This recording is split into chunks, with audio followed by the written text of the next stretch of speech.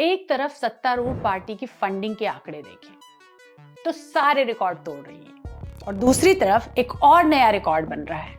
हम वर्ल्ड की 4th largest economy है, तो फिर ये हालिया इनकम और वेल्थ इनइक्वालिटी रिपोर्ट क्या कह रही है, क्यों चर्चा में है? देश की स्थिति की असल तस्वीर आखिर क्या है? आखिर इन विरोधाभासी तस्वीरों की हकीकत क्या है? क्या इसके तार सीधे अजय माकन के संसद में पेश किए डेटा से जुड़े हैं? तो आज इस पर थोड़ी सी नजर डालते हैं कि आखिर ये स्थिति बनी कैसे। पहली बात, तो जो हिस्सा विश्व पटल पर दिखता है वो केवल एक वर्ग के आंकड़े से सजा होता है, क्योंकि हालात तो ये हैं कि हंगर चार्ट हो या पर कैपिटा इनकम की स्थिति, हम सबसे निचले पायदानों पर होते हैं, पाकिस्तान के करीब होते जा रहे हैं, बांग्लादेश तक 70 सालों में इतना आगे आ गया और हम अफ्रीकी देशों की श्रेणी में जा रहे हैं। आखिर ऐसा कैसे हुआ? तो आज आपके सामने मैं दो फैक्ट्स रखूंगी। पहला, तो जिस पर कांग्रेस के राज्यसभा सांसद और कोषाध्यक्ष अजय माकन ने सदन में बात की और बताया कि सत्ता और विपक्षी पार्टी की फंडिंग में कितना डिफरेंस है। उन्होंने बताया कि 2004 में कांग्रेस के खाते में 38 करोड़ रुपए थे और बीजेपी के खाते में 88 करोड़। 2024 में कांग्रेस के खाते में 133 करोड़ हुए तो बीजेपी के खाते में 10,107 करोड़। अब इसको जरा समझते हैं कि एक वक्त ऐसा आया कि अब बीजेपी के पास तकरीबन 99% कॉर्पोरेट से फंडिंग है, यानी कि पूंजीपति अमीर तबका बीजेपी को सपोर्ट कर रहा है और सरकार उन्हें। बीजेपी के खाते में 2014 में 295 करोड़ रुपए थे, 5 साल में यानी कि 2019 में बढ़कर 3,562 करोड़ रुपए हो गए और कांग्रेस 315 करोड़ यानी कि 11 गुना अधिक थे।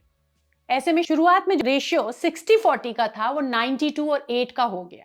2024 में बीजेपी के पास 10,107 करोड़ रुपए थे और कांग्रेस के पास 133 करोड़, जो कि 75 गुना ज्यादा थे।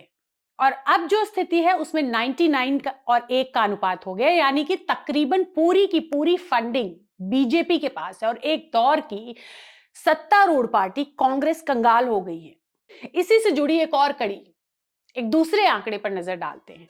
हाल ही में रिलीज हुई वर्ल्ड इनकम इनइक्वालिटी रिपोर्ट 2026 के आंकड़े खतरनाक स्थिति दिखाते हैं। टॉप 10% का कब्जा देश की नेशनल इनकम के 58% पे है और निचले 50% वर्ग के पास इस इनकम का जस्ट 15% हिस्सा है। इनइक्वालिटी की बात करें तो रिचेस्ट 10% लोगों के पास देश की कुल पूंजी का 65% हिस्सा है और इसमें भी टॉप 1% के पास देश की वेल्थ का पूरा 40% हिस्सा है। अब ये असमानता क्या दिखाती है? बात साफ है कि सरकार उसी वर्ग का फेवर करेगी जो उसका फेवर करेगी। अब सरकार का ये खरापन तो सबके सामने है। बात साफ है, तुम मुझे फंड करो, मैं तुम्हें हर बात की आजादी दूंगा, जंगल पर्वत बस्ती सब तुमको समर्पित कर दूंगा। और बाकी की जनता, उसका क्या? तो उसकी किसको पड़ी है?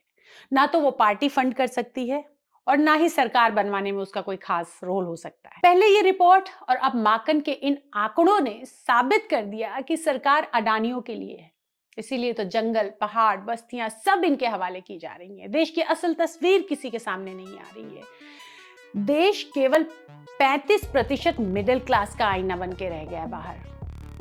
पर कैपिटा इनकम की बात करें तो देश सूडान, इथियोपिया, अफ्रीकन कंट्रीज के लेवल पे खड़ा नजर आता है।